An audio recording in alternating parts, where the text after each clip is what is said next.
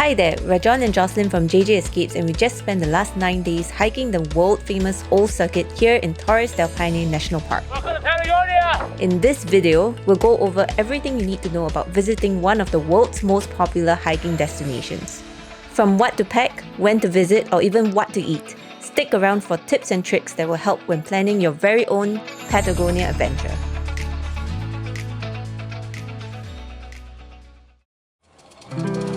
Where is Patagonia? Patagonia always sounded like some kind of mystical country that you can't find on a map, but it's actually just the southern tip of South America shared between the countries of Chile and Argentina. This region encompasses the southern section of the Andes Mountains and has some of the most incredible landscapes in the entire world. There are many places to explore within Patagonia, from the glaciers of Argentina to the end of the world in Ushuaia. But in this video, we'll focus on Chile's Torres del Paine National Park.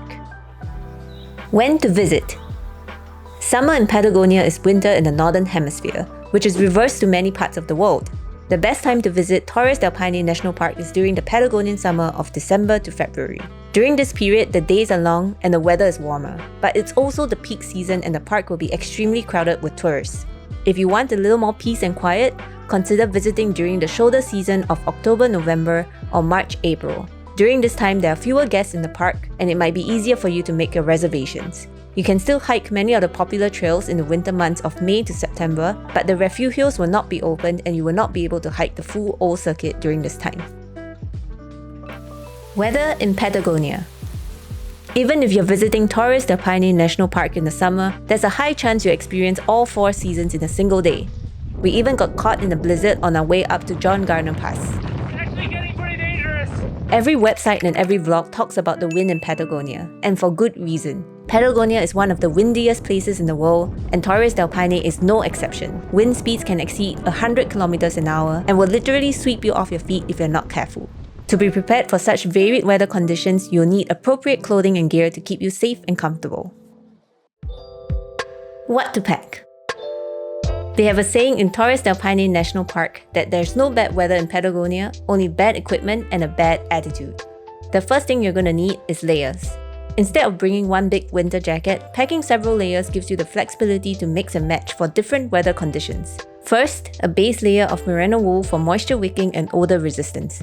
Remember, cotton kills, so don't pack any cotton clothing unless you're using it solely for camp. Next, a mid-layer of fleece or soft shell for a bit of insulation and weather protection.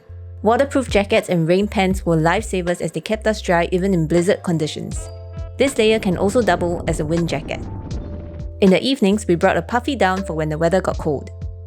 If you're hiking solo like us, you're going to need a full set of backpacking gear. This includes your tent, sleep system, cookware, clothes, and electronics. We each brought 2 sets of clothes, one for hiking and one for sleeping. Extra socks are a really great addition, especially if your feet get wet from rain or sweat. We chose to wear boots instead of shoes because of the added support, grip, and being waterproof enough for small stream crossings. Most of the campsites have charging stations, but bringing a portable charger is really useful since these stations can get quite crowded. Trekking poles were helpful for the steep climbs and uneven terrain, but even more important for the downhill sections, especially coming down from John Garner Pass. We carried 50 and 70 litre backpacks from Osprey with adjustable hip belts, which also help to distribute the load and keep us more stable while hiking. We'll have a full gear video, so stay tuned for that. Things to do. There are many options for activities in Torres del Paine revolving around some of the park's most famous attractions. The most popular hike is the trek up Mirador Las Torres. The path is steep and uneven, but you can't miss the 3 iconic towers of Torres del Paine. If you have the chance, spend the night at Camp Central or Camp Chileno and wake up early for one of the most spectacular sunrises you've ever seen. Mirador Británico is located at the top of the French Valley and has panoramic 360-degree views of the mountains, glaciers, and lakes. While it's possible to do this as a day trip from Camp Paine Grande, most people will either choose to spend the night there or at Camp Los Cuernos. The climb up can be challenging, but there are many viewpoints along the way to rest your legs and take in the views. Patagonia, baby! Woo! There are also places to leave your bags at the base of the climb near Camp Italiano. Great Glacier offers guests an up-close and personal experience with the southern Patagonia ice fields. With viewpoints just a few minutes walk away from Camp Grey, it's also one of the most accessible attractions in the entire park. You can visit Glacier Grey by boat, or even opt for a glacier trekking tour. Due to climate change and global warming, the glacier has retreated significantly over the years, and this may be your last chance to catch a glimpse of this natural wonder.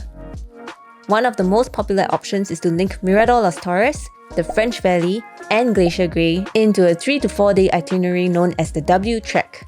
You can hike this in either direction and stay at campsites or refugios along the way. We'll go over the campsites and how to make your reservations later in this video.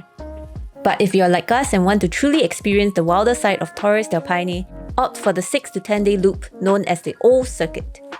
The Old Circuit, also known as the Big Circuit, is a 130km trek that loops around the entire Torres del Paine National Park.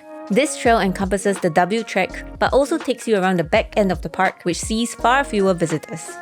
You'll get to experience a lot more of the untouched beauty that Torres del Paine has to offer. From the crazy turquoise waters of Lago and Rio Paine, the Dixon and Los Perros glaciers, to John Gunner Pass and the incredible views of the southern Patagonia ice fields. The Old Circuit is definitely worth your additional time and challenge.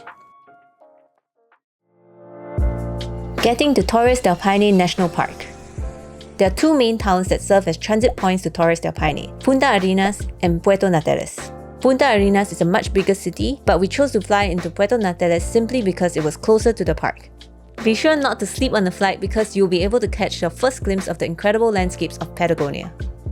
Before heading out for your hike, spend some time in the quaint little town of Puerto Natales to explore the history and try some of the unique foods. Check out our video here. From Puerto Natales, it's a 2.5-hour bus ride to the entrance of Torres del Paine National Park. There are several bus companies operating out of Terminal Rodovario. We went with a company called Bus Sir because they had online bookings, but all of the companies basically offer the same thing. There are several drop-off points in the park, so be sure to pick the right one when booking your tickets. If you're starting the Old Circuit from Central or doing the W Circuit from East to West, you'll want to drop off at Laguna Amarga. You'll then catch a separate minibus to the trailhead near Hotel Las Torres.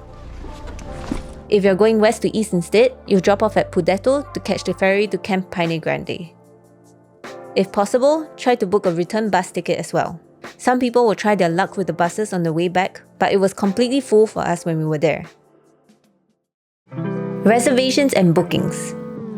This is probably the most confusing and difficult part of planning any trip to Torres del Paine National Park. There are many companies offering full package tours that include accommodation, food, and even guides and porters. But some of these tours can be upwards of 3 to 4 times more expensive. If you want to save money and have more flexibility and control over your experience, here's what you need to know if you're planning on booking everything yourself. There are 3 different companies that operate campsites in Torres del Paine National Park.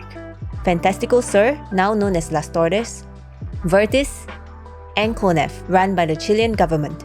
All 3 companies typically open for reservations around mid to late April for the summer season. Be sure to make your reservations early because campsites can be booked up really quickly, and the park rangers are very strict about guests having the appropriate bookings. You'll also need to pay for a park entry fee on the Conef website, which costs around $45. There are many options to customize your camping experience. You can choose between staying in the lodges, renting one of the prepared tents, or setting up camp by yourself. Camping on the O is usually on the ground, while most of the campsites on the W have wooden platforms. This can make staking your tent a little challenging. Each campsite has varying levels of facilities and comforts. Some are rustic and basic, while others are comfortable and luxurious. Almost all of the campsites have hot water showers, with the exception of Camp Los Perros. Many also have sitting areas, a bar, and even paid Wi-Fi. Next, let's talk about food. 9 days is a long time, and carrying all of your food can get really heavy. Luckily, this is Torres del Paine National Park, so there are many options for lightening your load. When reserving your campsites, you can choose between several different meal options. For our trek, we opted to purchase dinner plans at a few campsites. While the dinners were pricey, it was definitely worth saving some of the weight in our packs. You can also buy snacks and food at the restaurants and mini-marts in some of the refugios. Missing cup noodles. This is a really good option if you don't want to opt for the full 3-course meal. For the days that we didn't get dinner, we brought a couple of freeze-dried backpacking meals from home, as well as a special treat. We ate the same breakfast every morning, which was a homemade mixture of oatmeal, granola, and milk powder, as well as some instant coffee. For lunch, we brought salami cheese wraps and peanut butter crackers. Be sure to choose dried meats and hard cheeses because you don't want to be eating moldy food by day 4. You can purchase most of your supplies from supermarkets in the nearby towns of Puerto Natales and Punta Arenas. And that's everything you need to know to plan your very own trip to Chile's Torres del Paine National Park. Stick around as we continue our Patagonia adventure into Argentina and visit one of the most iconic mountains in the entire world. If you have any questions or have any ideas on how we can improve this guide, let us know in the comment section below. Thank you for watching our video and see you next time.